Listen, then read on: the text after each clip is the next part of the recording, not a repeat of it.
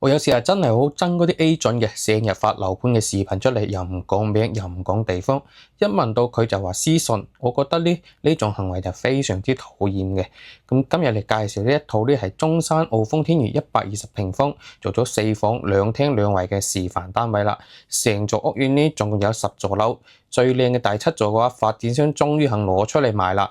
第7座嘅樓王呢，佢係一個單體樓嚟設計嘅，唔係一個連排設計，所以佢嘅戶型嘅採光仲有通風性，相對嚟講呢都係比較靚嘅，而且景觀非常之好開揚啊！全屋嘅話，港澳精工國際一線品牌交標，搭配雅生活1級物業，從開發到後期物業服務，全程為業主呢品質生活保駕護航。成個項目由澳門河電地產全資開發，純正嘅澳資房企。咁而家我哋上去拍下7座嘅25樓03戶型嘅景觀，俾大家睇下先。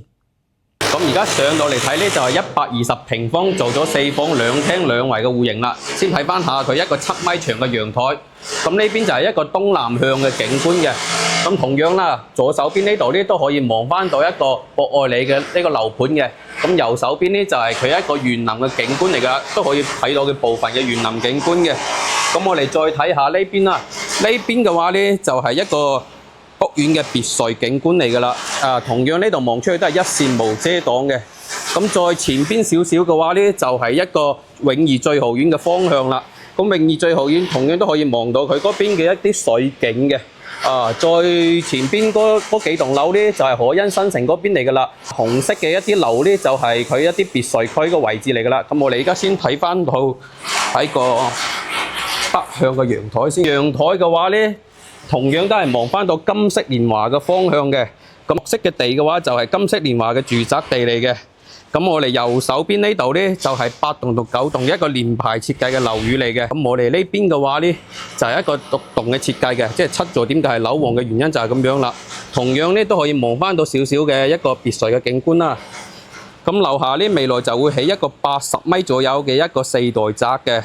咁同樣呢，大家可以感受到成個樓間佢都係非常之開闊嘅，同樣都係一線無遮擋嘅。中意行山散步嘅朋友呢度就啱晒你啦，就近5分鐘車程，直達金鐘湖5A 級公園、紫馬嶺公園，小區38%綠化率，闊景中央園林，220米長袖水景，業主喺任何地方都可以觀賞園林美景，戶戶有景觀，真係唔係講笑㗎。1.5容積率同別墅區作為鄰居，站在圈層之上。超闊樓間距讓視野冇任何遮擋，容積率先1.5，對比香港嘅劏房，呢度會俾你不一樣嘅體驗。10分鐘車程直達3大商圈，分別係 Coco City、富逸城、遠洋大順，衣食住行都係非常之方便。喺呢啲商圈坐香港直達巴士90分鐘就可以直達返香港各區，5分鐘車程直達中山博覽中心，1小時直達深圳福田口岸同深圳前海灣，而且只需要18蚊車費。所以呢度無論係交通、醫療、商業、生態、飲食方方面面呢都係非常之到位嘅。有興趣嘅朋友評論區留言3個6，我就會把詳細資料 send 俾你。